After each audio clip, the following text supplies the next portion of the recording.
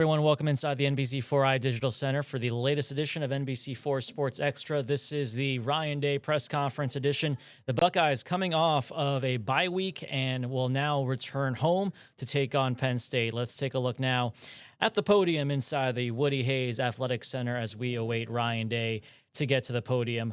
Both Penn State and Ohio State, they're both coming off of bye weeks, but that's kind of where the similarities end for both teams. This was billed to be a top 5 matchup at the beginning of the season. However, in the last month, that obviously took a turn, and this matchup has kind of lost its luster in a lot of ways, mainly because of Penn State's struggles. While Ohio State is entering this matchup 7-0, coming off of a run of 3 out of 4 games on the road, and now they're going it back at home, taking on Penn State. The Nittany Lions have been kind of struggling. They have been struggling. On a 4-game losing streak, they lost their head coach, James Franklin. He lost his job after, I believe it was before, let's see, they lost to Oregon, they lost to UCLA. I'm missing a game here. Then they lost to Iowa.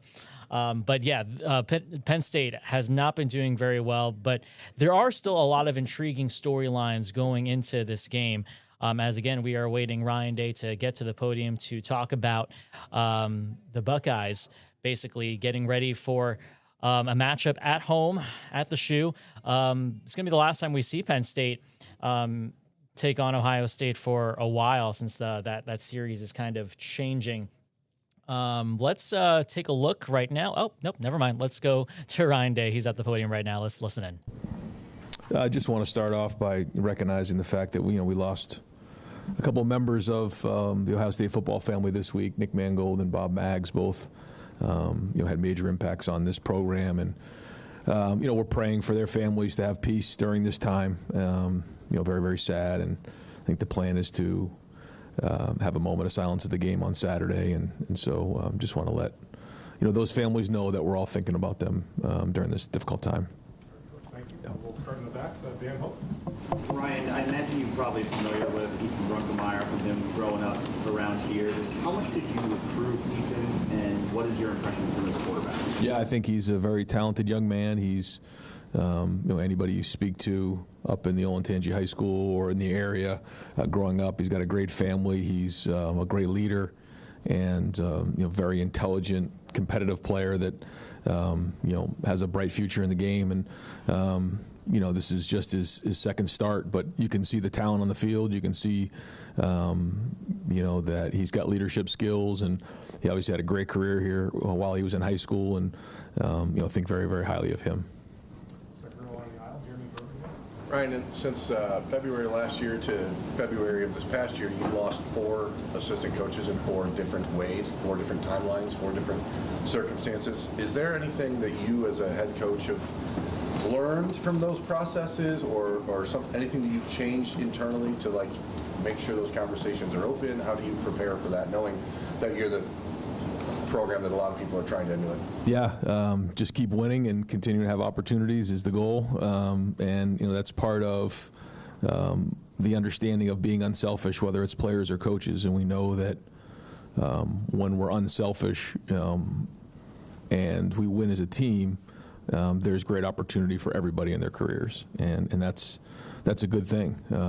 We want to make it great for guys to stay in the program, players and coaches, and retain as many people as we can, knowing that 100% is unrealistic. But that's why we want continuity. That's why we want stability. I think that's a big focus for us right now, to make sure that we have that, because in a day and age when you're just seeing a lot of changes in the game right now, I think you've heard a lot of coaches get up and say, there's been a lot of changes. The college landscape has changed with NIL, with transfer portal.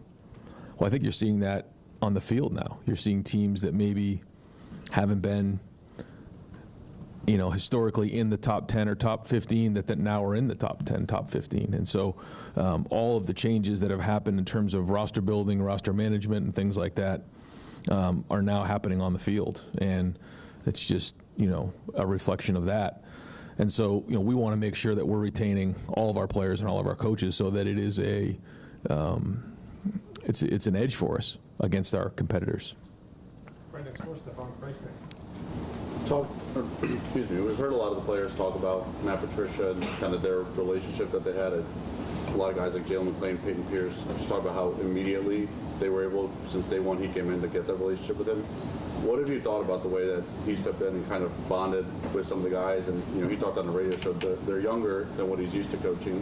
Why do you think he's been able to gel with them so well? I mean, everybody has their own style, and I think when he got in here, he had a certain list of things that he wanted to get done early on, and I think he's done that. He's let his personality go, which has been great. And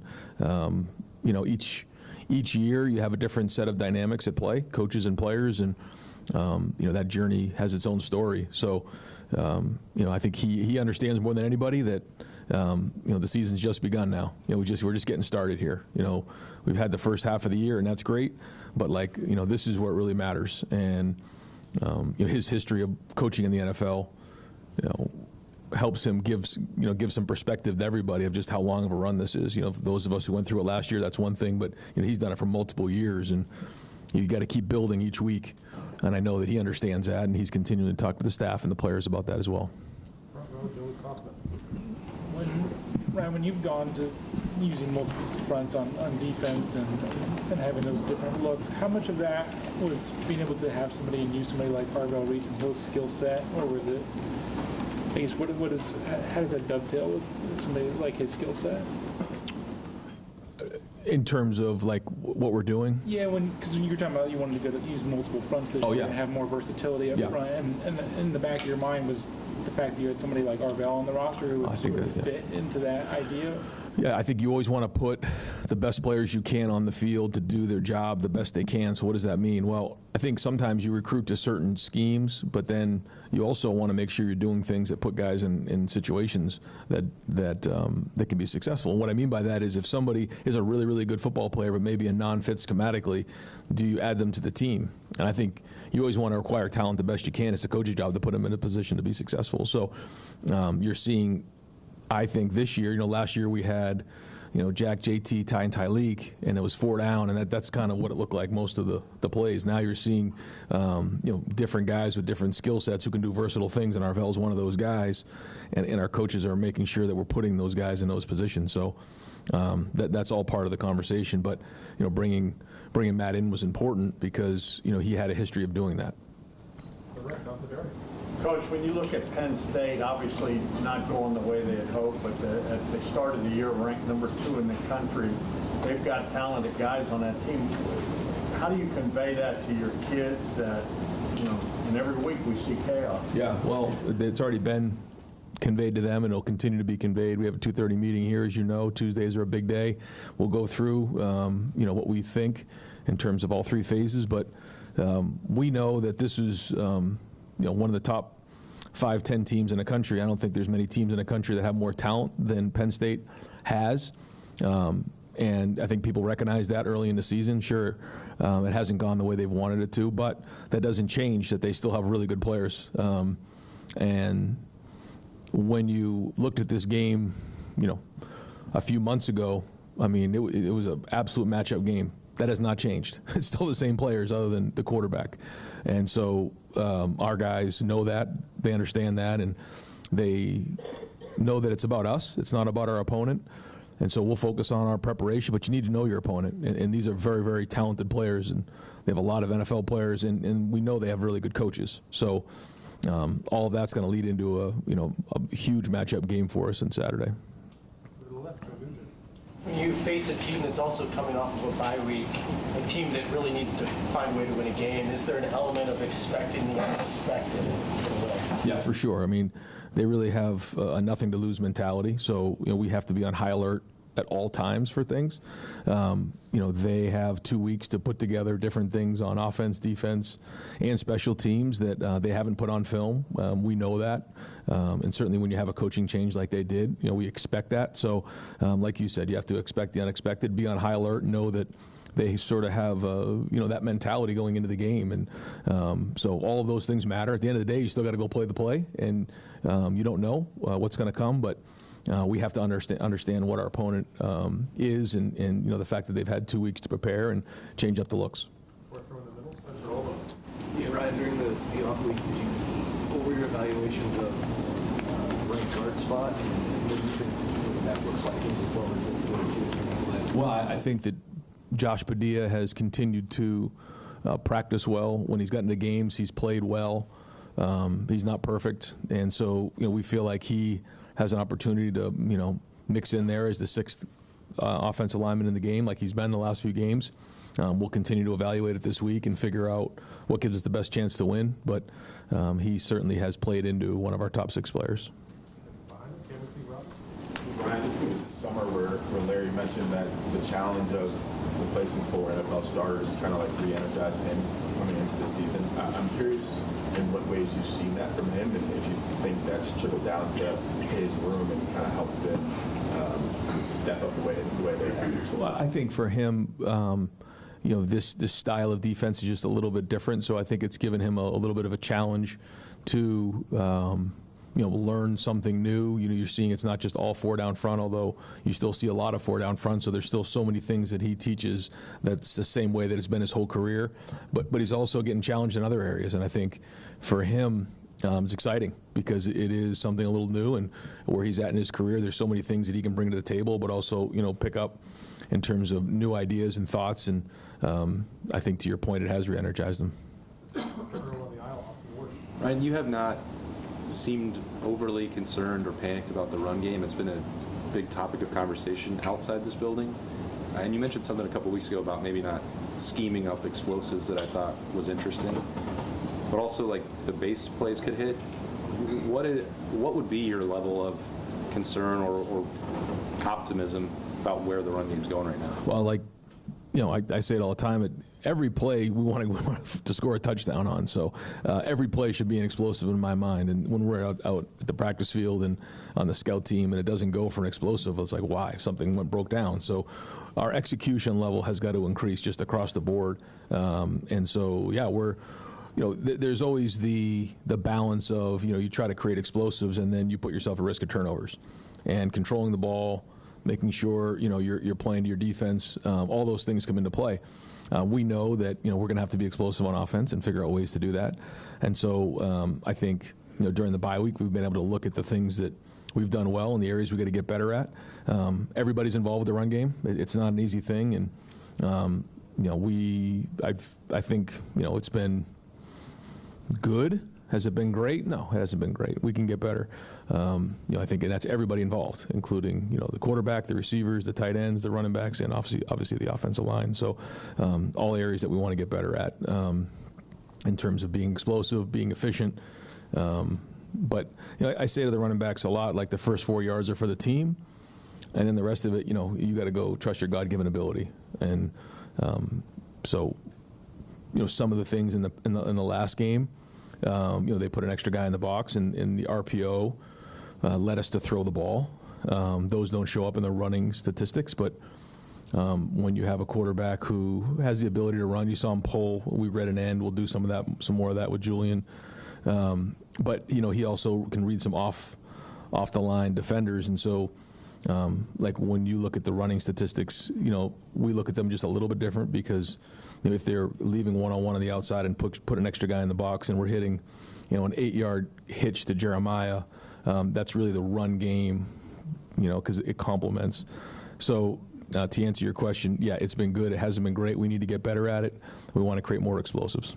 Over here to the right, Dave Holmes. Random question about your bye weekend. I saw on Facebook that you went through a corn maze of your image. Two-part, can you confirm that's not one of these AI Ryan Day Facebook pics?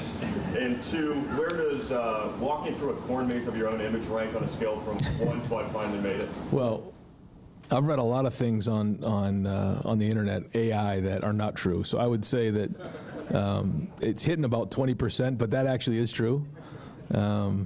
We actually that's been something we've been doing as a family yearly, and the folks out there at the corn maze had said, every year they do a corn maze and they use somebody different. It was Jack Nicholas one year. They've done Ohio State theme for however many years, and they said, you win a national championship, then we'll do one of you. And so they held up their end of the bargain. So we went out there for a little while. I tried to be normal as a family. It wasn't normal because the kids were throwing corn at each other when we were in the maze and everything else. But No, but it was great. It's great to do things like that when we're in the Woody during the season, just to get away even for a couple hours because, we call it the submarine right here. Like, this is where we are. We don't go out in public. We don't do much.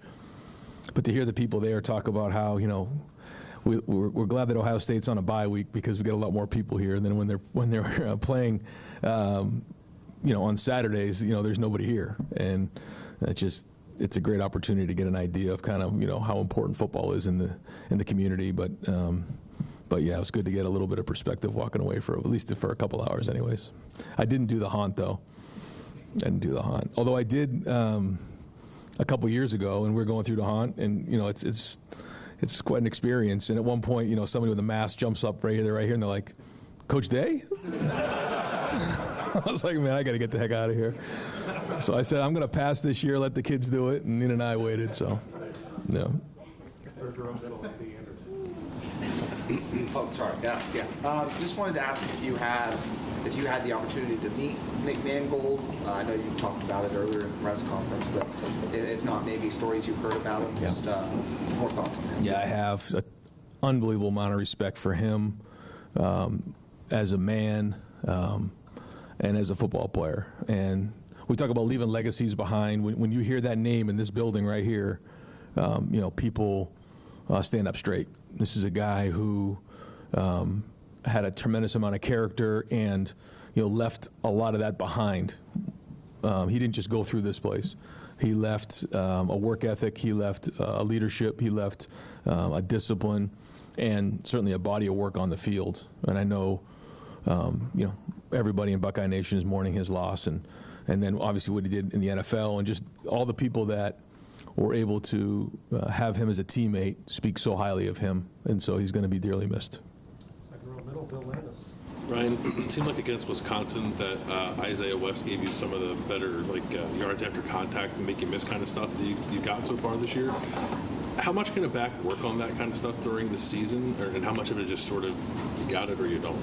I think it's a good question. It's our job as coaches to figure that out right there, and so we try to create drills. We watch it on film. We look to work it in the body of a practice, of a thud, of an inside drill. When do you make somebody miss? When do you drop your shoulder, run them over? What are the tools that the coaches are giving you in order to do a good job of yards after contact? And that's sort of how you're judged as a running back. Not 100%, but that's a big part of it. And I think we're getting better in that area. We're drilling it more, and we want to see that more on the film. Right next door, Stephen Means. Kind of a two-part thing here. For starters, when did you realize Knowles was probably not coming back here, and then kind of building off of that? This is your fourth defensive coordinator hire, and you've always mentioned this idea of making sure you have the right guys in the right seats. There's the best guys, but this is Ohio State, you're typically going to get that. But that understanding of what your defense needs for that period of time when there's a lack of leadership, what that team needs versus what when you hired Halfley versus hiring Kerry Combs, Jim Knowles, and now Matt Patricia, that thought process, that philosophy of going about it that way. You learn every year. And I think people ask me a lot, when every year, what have you learned the most? And one of the top three things is when you make hires. I think maybe early on, you'd make decisions based on a recruit or two, or maybe the public sentiment, where you got to do what's best for your team. And I think continuity is important, but we also got to do what's best. But there also is another part of it too, and the guys have to feel like you're doing everything you possibly can to make sure, you're bringing in the best guy to help them. And, whether it is somebody that, people around the program, because again, you talk about fans, you talk about the boosters, you talk about people in the building, you talk about parents of recruits, you talk about the players, their parents. Everybody has opinions on all those things, and nowadays people can decide to come and go, through the transfer portal. So we have to take all those things into consideration when we're making a hire. But at the end of the day, we have to make the best hire for Ohio State, period.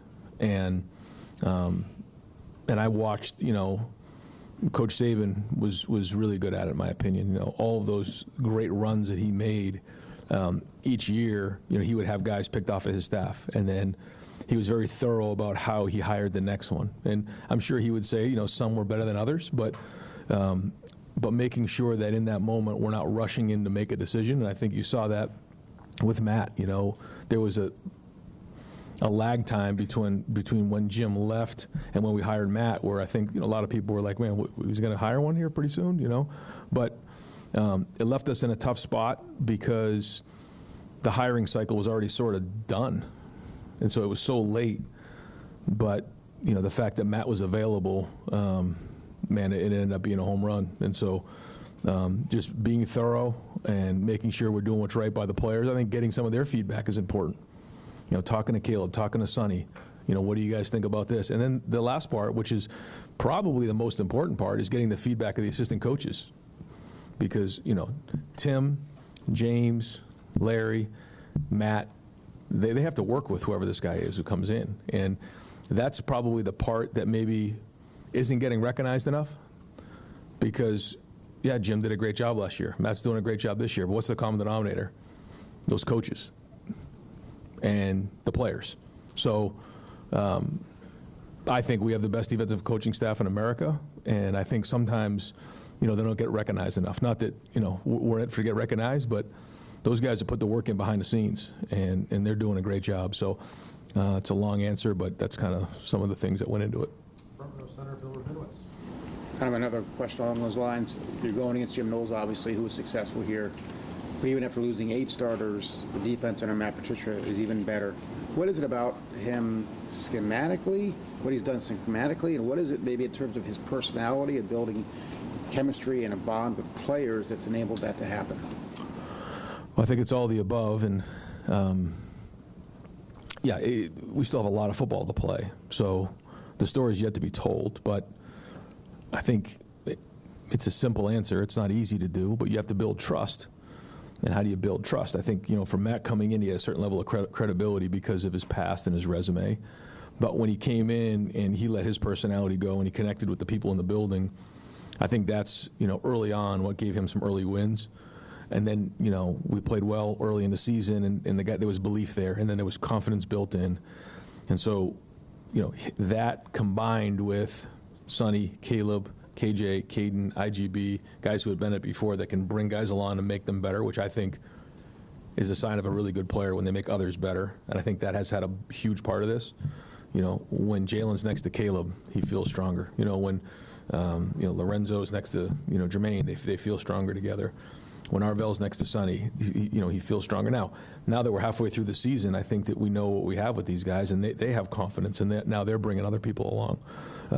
But then the other part of it is the staff, you know, and these guys work hard, you know, and you know, Matt puts together the plan and does a great job, but those are the guys that are, you know, on the front lines fighting the battles every day to make sure that their guys are great out champions.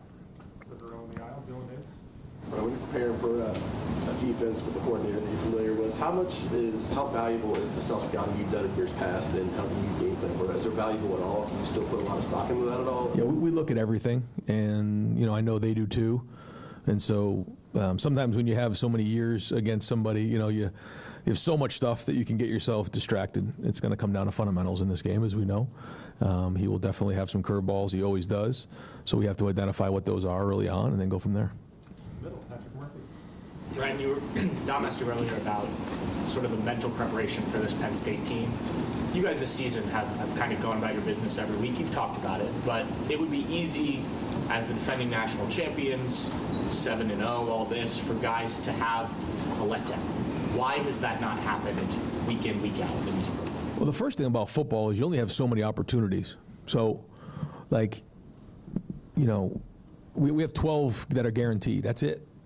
And we work really hard around here to have those opportunities. And these guys have worked their entire life for these opportunities. And nothing's guaranteed in life. You know, if we didn't learn anything from this past week, I mean, nothing's guaranteed. So, like, we have to live every day like it's our last game. That's the way we have to look at it.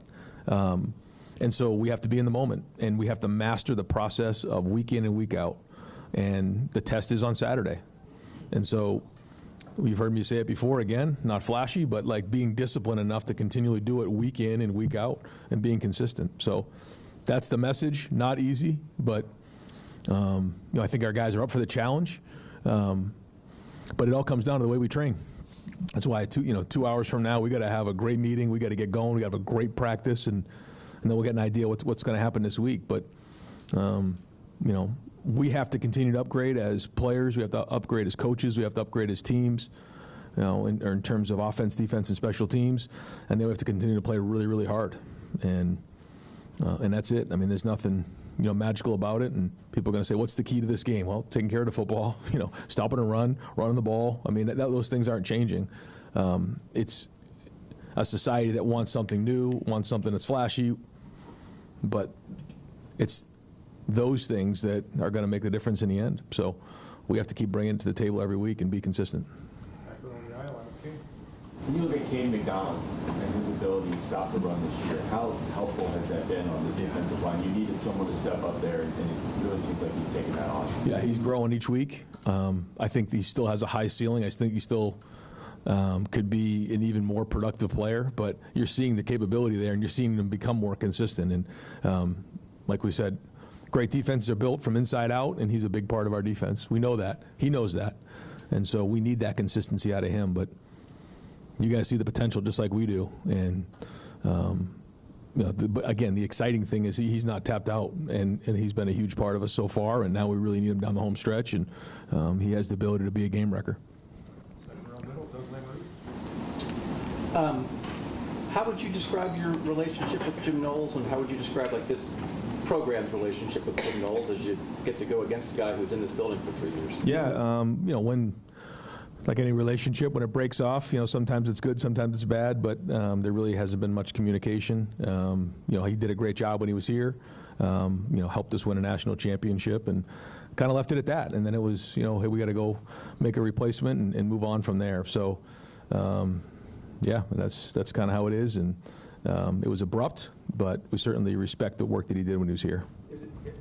Coaches move on, but is it any different when he goes down the road to a Big Ten rival as opposed to some other job? I think it goes back to what we were saying earlier, just about how college football and how it's changed, and the money and everything like that. It's just you're seeing some things that maybe we're not used to. But I guess when you look at the NFL, you see more of that than you would in college. But I guess we're getting more like the NFL. So we try not to take those things personal, but we are human. Rows behind him, Tony German. Ryan, you mentioned wanting to see recognition for your coaches. The coaching carousel right now is speeding up. It's 2 months earlier than you'd probably like to see it. So you do have coaches being recognized in terms of being thrown around there. How does that impact you and day-to-day game planning with the coaches? How do you keep it from impacting that?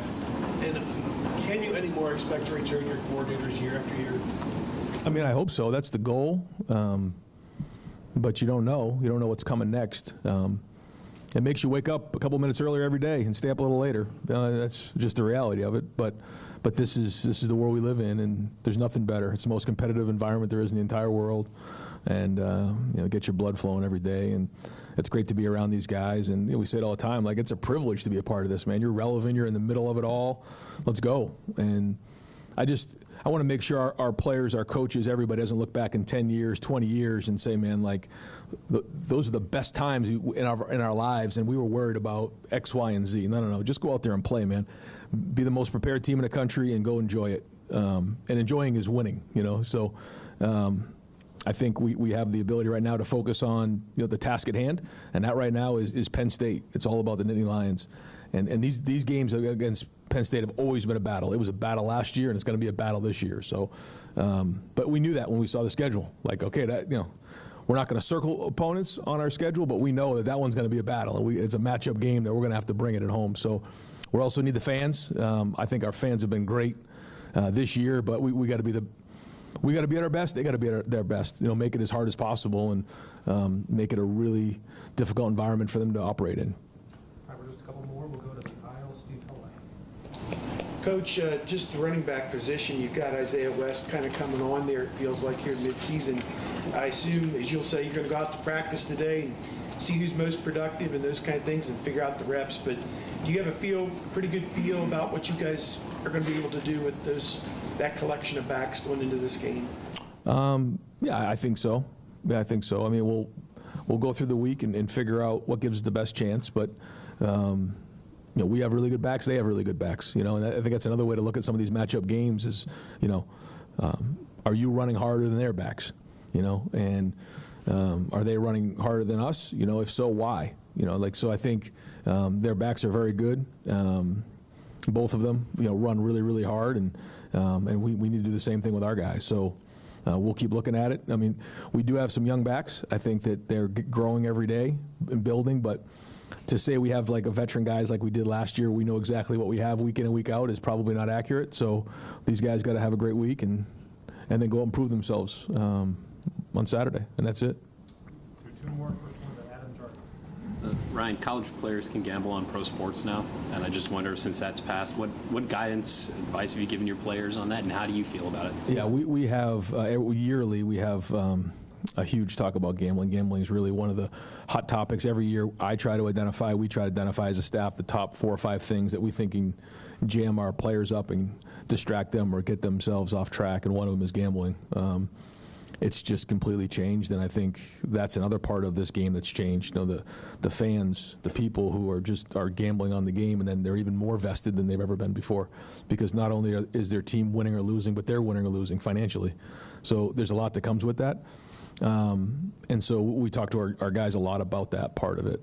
It used to be that you were not allowed to bet on a sport where there was a NCAA championship. Now that's changed. So the message hasn't changed in terms of that part of it, and it's a losing proposition, as we know. But we try to post as many. CJ Barnett right now, you'll see in our locker room a bunch of articles about some of the stuff that's gone on most recently about people getting jammed up with that. We try to post them to make our guys aware. It's just one area that we try to educate our players. Usually we do a lot more of that in the off season, but it is a good reminder during the bye week. Wrap it up with Tim May. Thanks, Mike. Follow up real quick on that thing about your assistant coaches. It's not my real question, but do you require them to... Fake question.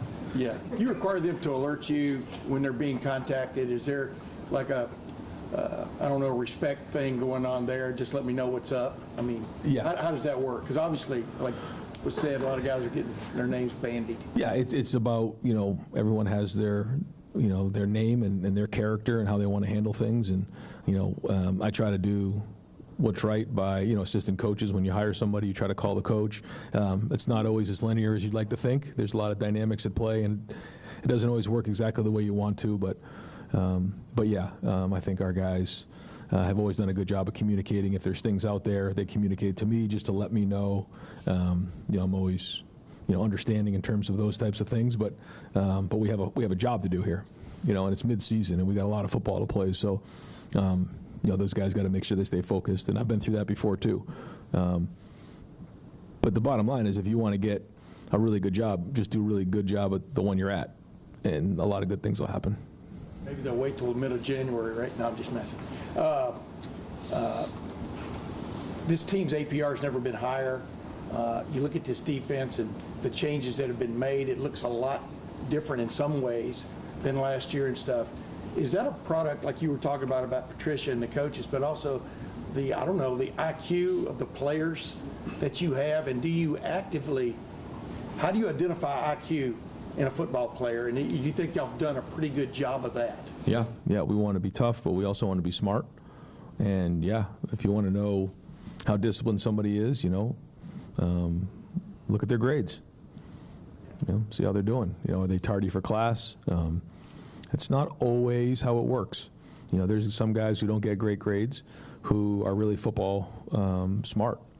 But, we do look at those things. And we want guys to do well in the classroom, because we feel like how you do one thing is how you do everything. If you're taking care of, we do meetings weekly and go through everybody in a building who has interaction with our players. We go through them, and our academic folks will give a trend on our players. And typically how they're doing in the classroom is how they're doing on the field. It's not 100%, but pretty darn close. Oh, he was late for a meeting, he missed an assignment, and then you get to the football coach, he says, yeah, he's not doing very well. He missed an assignment on play 3, and he's not finishing, blah, blah, blah. And, nope, he was on time, everything's in order, he got a great grade, he's prepared, he shows up on time, does all his work, and then by the time you get to the coach, he's doing great. He shows up in meetings, takes great notes, and knows what he's doing on the field, got a great attitude. Then you get to Coach Marotti. Yep, he's there early. He's disciplined in his weight training. Then you get to the training staff. Yes, he's there early, gets his treatment, gets his recovery, leaves on time. He's good to work with in the training room. Like, all of those things are usually aligned, and that's what we look for in players. Guys that understand that they need everybody in the building, and I think it's the player's job to make sure that they endear themselves to everybody in the Woody, and it's our job to make sure that we surround them with the best of the best and to try to build these players up to maximize themselves. And so all that goes into play to make sure we're bringing the right people. Thanks, man. Yep, you got it. Thanks. Yep.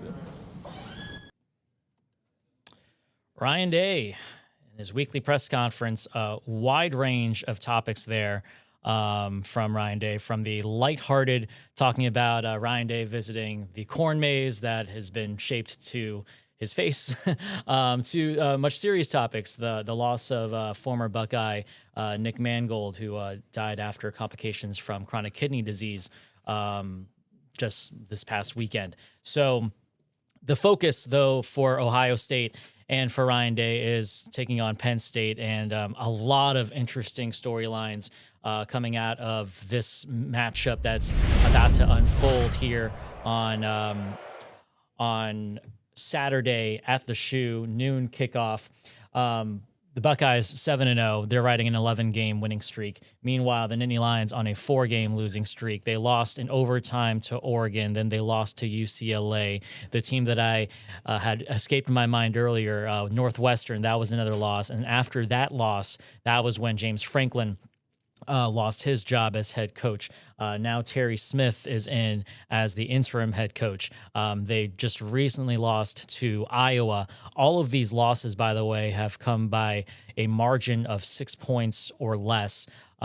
So Ohio State knows that this Penn State matchup has lost a bit of its luster since the schedule came out and since the preseason rankings came out. Penn State started the year as the number 2 team in the country in the AP poll, ranked 1 spot higher than Ohio State. However, obviously, with that 4-game losing streak, Penn State has, fallen out of the rankings. They have a new head coach, and also they've had a change in quarterback. Drew Aller, got injured, season-ending injury, career-ending injury as far as his college career is concerned. But in comes Ethan Grunkmeyer, redshirt freshman, who, by the way, was addressed earlier in the press conference. He's out of Central Ohio. He is a graduate of Olentangy. So before we go, let's just take a quick look at some of the other games going on in the Big Ten this week.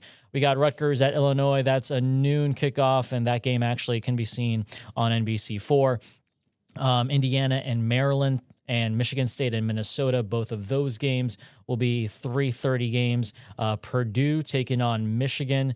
That's a 7 o'clock kickoff on Saturday. And then the primetime game, that is a Big Ten Saturday night on NBC4, USC taking on Nebraska. That is a 7:30 kickoff. And one last thing we want to look at before we go, we have the AP Top 10 poll, and we've got 3 Big Ten teams in this top 10. Ohio State, of course, leading the way at number 1, but Indiana still at number 2. The Hoosiers having the best season that they've had in quite some time in school history. And, of course, Oregon also there at number 6. And let's take a look at Vanderbilt. Vanderbilt is up there. What a time to be alive. The Commodores are in the top 10 as well. So a lot of interesting things to look at as we move forward here. Ohio State taking on Penn State. That will be a noon kickoff on Saturday. Of course, we're going to have much more coverage this week on NBC4 and here on NBC4 Sports Extra. You won't want to miss Wednesday's NBC4 Sports Extra. We're going to take a look at the other side. We're going to catch up with a reporter who covers the Penn State Nittany Lions and kind of get a glance as how they're approaching this game at Ohio Stadium on Saturday. Obviously, they're going to try to pull off the upset and hand Ohio State its first loss of the year. But that'll do it for now here on NBC4 Sports Extra, the Ryan Day press conference edition. I'm David de Guzman. We will catch you next time.